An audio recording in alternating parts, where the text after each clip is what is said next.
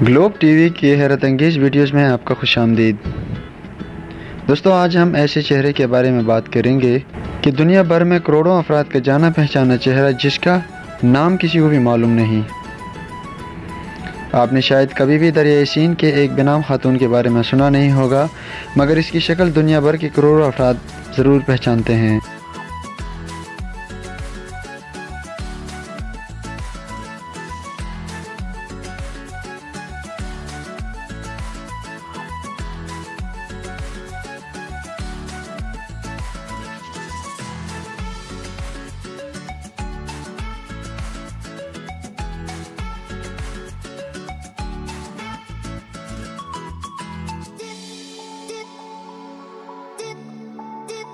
1880 کی دہائی میں پیرس کی دریائے سین میں ایک نوجوان خاتون کی لاش دریافت ہوئی اور کبھی معلوم نہیں ہو سکا کہ اس کا نام کیا تھا اور اس کے ساتھ کیا ہوا۔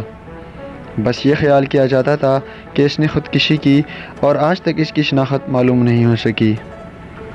مگر حیران کن طور پر اس کا چہرہ ضرور اب بھی کروڑوں افراد کے لیے جانا پہچانا ہے، بالخصوص وہ لوگ جو میڈیکل کی تعلیم حاصل کرتے ہیں۔ آج کے دور میں کسی گمشدہ یا نامعلوم فرد کا چہرہ اخبارات، ٹی وی یا انٹرنیٹ پر پوسٹ کر دیا جاتا ہے۔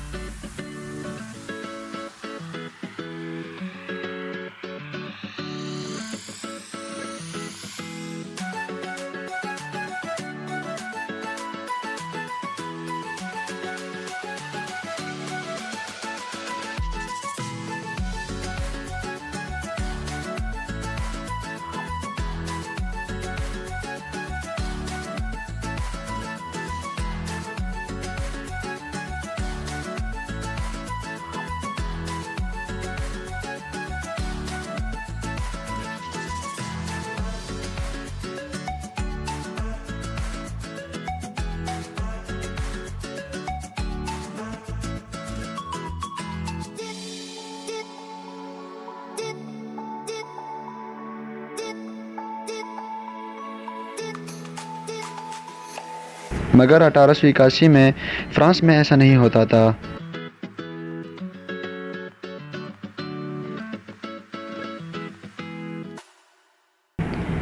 اس وقت ایسے نامعلوم افراد کی شناخت کے لیے حکام کی جانب سے لاش کو قبضے میں لیا جاتا اور ایک سرد کمرے میں کھڑکی کے سامنے رکھ دیا جاتا تاکہ لوگ دیکھ کر شناخت کر سکیں۔ ایسے لاشوں کا کھڑکی سے نظارہ اس زمانے میں حیران کن طور پر مقبول تھا، اور پیرس میں اس زمانے میں یہ سب سے مقبول کھڑکی تھی جہاں لوگوں کا ہجوم رہتا تھا۔ مگر اس نامعلوم خاتون کی لاش کو کوئی پہچان نہیں سکا، جس کے بارے میں خیال کیا جا رہا تھا کہ اس کی عمر 16 سے 20 سال کے درمیان ہو سکتی ہے، اور اس وقت ہی اسے سین کے نامعلوم خاتون کا نام دیا گیا۔ بعد ازاں لاش کو ایک قبر میں رکھ دیا گیا، مگر اس سے قبل ایک فرد نے کچھ خاتون سے ایسا لیا جو اس کی موت کے 140 سال بعد بھی لوگوں کے ذہنوں میں زندہ رکھے ہوئے ہیں، اور وہ ہے اس کا چہرہ۔ مردہ خانے میں لاشوں کا پوسٹ مارٹم کرنے والے ایک ماہر نے پتہ نہیں کیوں پلاسٹر آف پیرس سے اس کے چہرے کا ڈیتھ ماسک تیار کیا، مگر اس حوالے سے ایک کہانی مقبول ہے جس کے مطابق وہ ماہر خاتون کی خوبصورتی اور چہرے کے تاثرات سے اتنا متاثر ہوا کہ اس نے چہرے کا ماسک بنانے کا فیصلہ کیا۔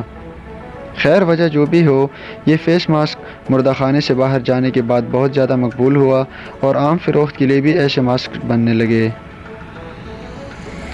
اس مردہ خاتون کا چہرہ عوام کے دلوں میں گھر کر گیا، بلکہ فنکاروں اور مصنفین نے بھی اس کی مداح ہو گئے۔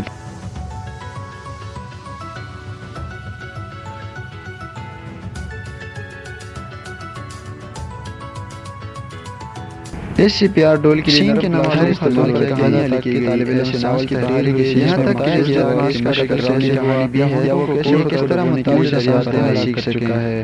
در حقیقت یہ مقصد زبان میں اس طرح کی شاعریت کی قصبوں استعمال کیا جا رہا ہے، اور مگر 1950 کی دہائی میں ایک کھلونے بنانے والے ادارے نے اس چہرے کو نرم پلاسٹک کی گڑیا کے چہرے کے طور پر استعمال کیا، ڈول سے مدد لی۔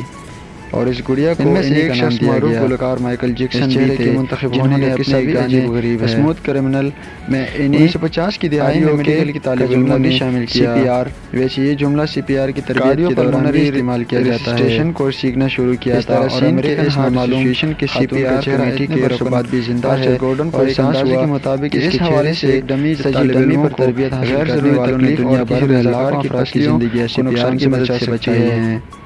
اس ڈمی کی تیاری ویڈیو کے لیے پسند آرچر آئی ہو گورڈن تو اور لائک ان کے کیجیے، ساتھیوں نے چینل ناروے کے سبسکرائب کھلونے کیجیے، بنانے شیئر والے کیجیے، اپنا خیال اسمتھ رکھیے، ایس اللہ حافظ۔ لیڈال نامی شخص سے مدد کی درخواست کی جس کا اپنا بیٹا 2 سال کی عمر میں ڈوبتے ڈوبتے بچا تھا۔ اس شخص نے دریائے سین کے نامعلوم خاتون کا چہرہ اپنے ایک رشتہ دار کے گھر کی دیوار پر دیکھا ہوا تھا اور اس نے CPR ڈول کو وہی چہرہ دینے کا فیصلہ کیا۔